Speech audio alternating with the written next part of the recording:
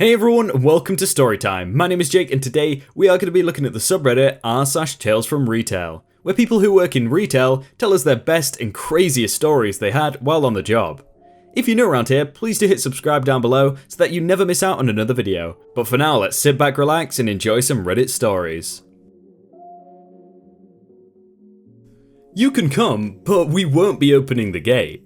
This happened a couple years ago, but I was just reminded of it. I'll set the scene. I worked at a costume shop that also sold dancewear, situated right downtown in a big city.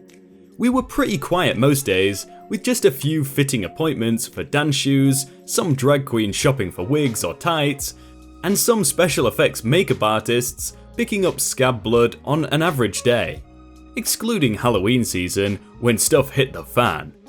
So I'd been there for around a year and was regularly opening and closing. We opened at 10 and closed at 6, so I'd sometimes do both in the same shift.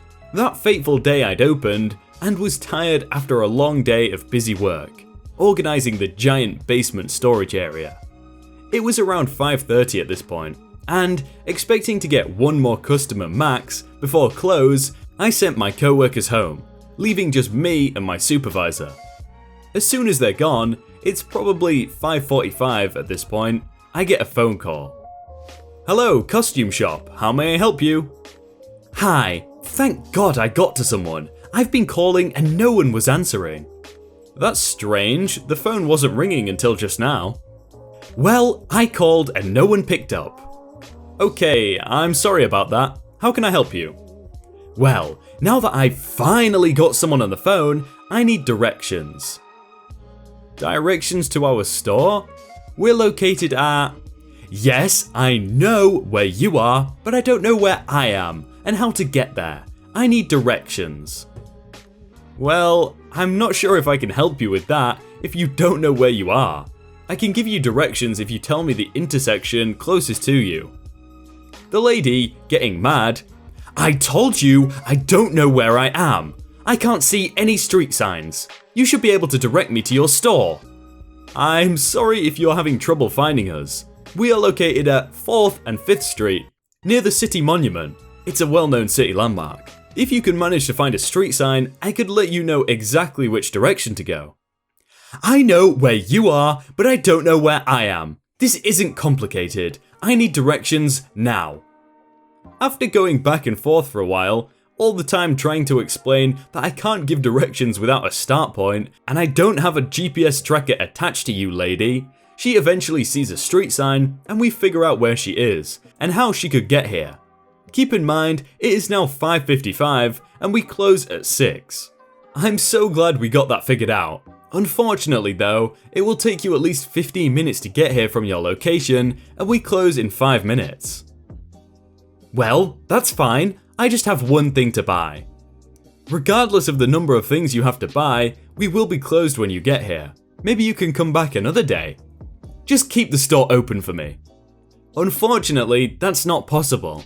We are required to close the gate and the till at 6 PM on the dot by management." "Your manager won't mind. You're making money off me." "The one item you want to buy isn't worth staying open past close." "That's ridiculous. Just keep the gate open until I get there. It's your fault I'm late anyway." "I'm sorry, ma'am, but how is it our fault?" "You didn't give me directions like I asked. If you'd just given me proper directions, I would have already arrived." "I'm sorry you feel that way. I'm going to have to hang up now because we close in 1 minute and I need to grab the keys for the gate." "Just leave the gate open for me." "I'm sorry, we can't do that. You can come, but we won't be opening the gate."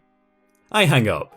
A few minutes after locking the gate and the door and turning most of the lights off, I'm standing at the till, counting cash in full view of the sidewalk through the gate and the glass door. The lady finally arrives, 6:15 at this point, and started banging on the gate, demanding to be let in.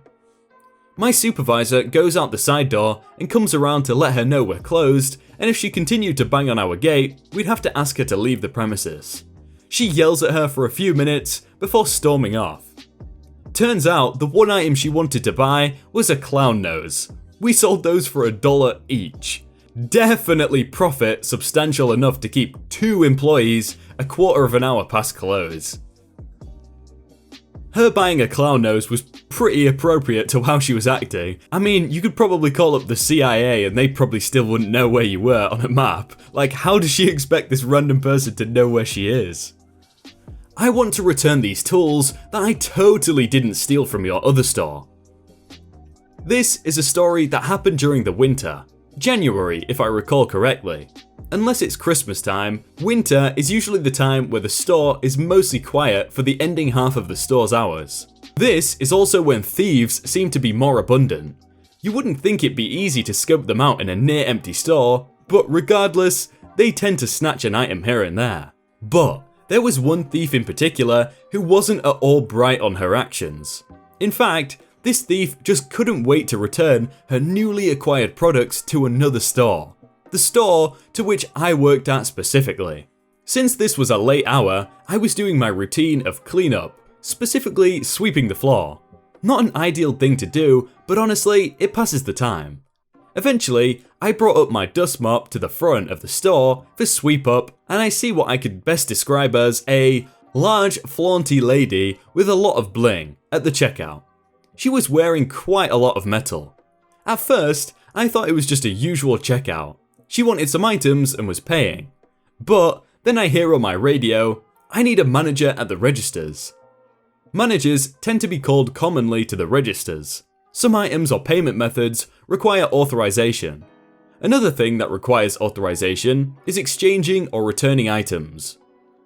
And do note, I never said the manager was called for an authorization. Something else was going on at the checkout. As I was about to start continuing my sweep, I got a glance of the items she had, and they were not exactly cheap products. In fact, one of them was a Craftsman brand wrench set that goes for an easy $40+. That was the kind of product that should be locked and could only be taken down via a sales associate and brought directly to the registers.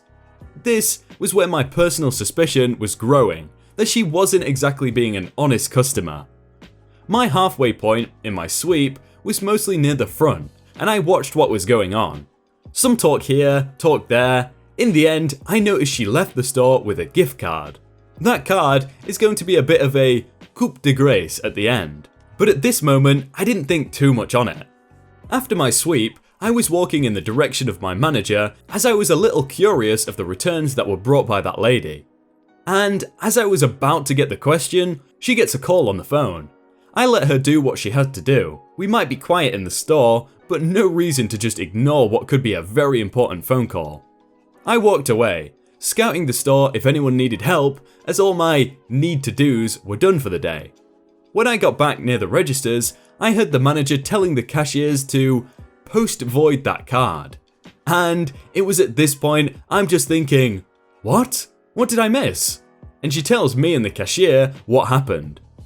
The flaunty lady had actually stolen all the products she was returning to us from one of our other stores. A store that was honestly not very far away, like 5 minutes if the traffic lights were nice, otherwise a near solid 10 minutes away. The phone call that she got was actually our loss prevention guy asking questions. Essentially, questions that led up to identifying the woman and the products that were returned. Loss Prevention even texted our manager a picture of the exact lady that was in the store, confirming pretty much everything. And when we were dealing with the lady, the other store's Loss Prevention was taking measures to warn the stores.